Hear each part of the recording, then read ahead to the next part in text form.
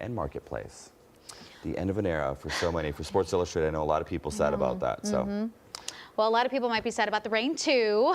Amber Lee is keeping us updated with that. So when are we going to see the worst of it today? It's taking place right now. So we're looking at that heavy rain really pushing in right now. So just be prepared for the next few hours. So I know that puts a big, makes it really busy for you, Kalina, especially checking the roadways, because we all know that with the rain, it causes that traffic to snarl a little bit. So just give yourself some extra time if you're watching right now from home and you haven't left yet. Here's a look at where we're seeing some of the heaviest rain at the moment, from Oxnard all the way to Santa Clarita, and then also up against the foothills, La Crescenta, and then also the Pasadena area, slowly working its way into the Rancho Cucamonga area. And then we're looking at that rain spreading into Chino Hills as well. So Anaheim, Santa Ana still dealing with some moderate rain. And then you can also see what's happening off the coast. We have a lot more of that rain still working its way inland. So again, this system is not quite over. So here's a look at the rain chances over the course of the next 12 hours. So the bulk of the energy will be this morning, and then as we head toward the afternoon, we still have the scattered showers lingering with us. So rain continues on even as we head into the evening.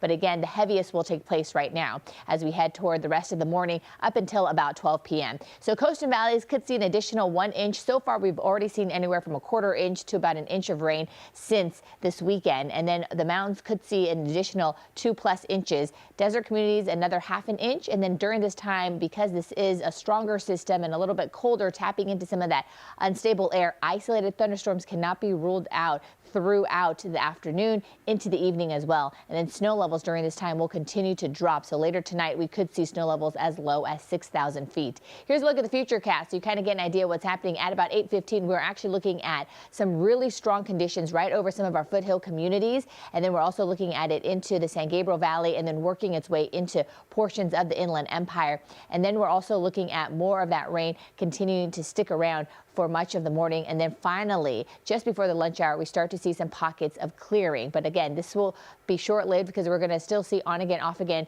showers throughout much of the afternoon. And then finally, by the evening, during that evening rush hour commute, if you're headed to the Inland Empire, we're looking at more of that steady rain sitting over the Inland Empire until later tonight. And then as we head into the overnight hours, we start to dry out. But we still could see some lingering showers into early tomorrow morning for some spots. But really, Tuesday will be much nicer than today. We're looking at more of that sunshine peeking through. Temperatures will gradually start to warm up once we head toward the end of the week and into this upcoming weekend. So that means we're looking at below average conditions today, closer to normal tomorrow, and then we are warming up as we head toward the end of the week. Back to you.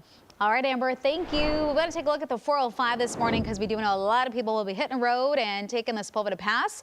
This is what it looks like right now. You can see the volume starting to pick up just slightly. It's much earlier than it typically does, and we have wet conditions as well. Also getting reports of flooding happening on the northbound 405 right at Olympic. That's impacting the carpool and the 2 left lanes. So far, no major backup. I did want to let you know it's there. We also have a 3-car crash westbound 10 just past the 5. Lanes blocked off in that area as well. And then we also have this crash southbound 605 before the 60 right lane blocked off there. All right, the time right now is 5:20. People are dealing with cold temperatures all across the country. Coming up, how the weather is causing some issues for electric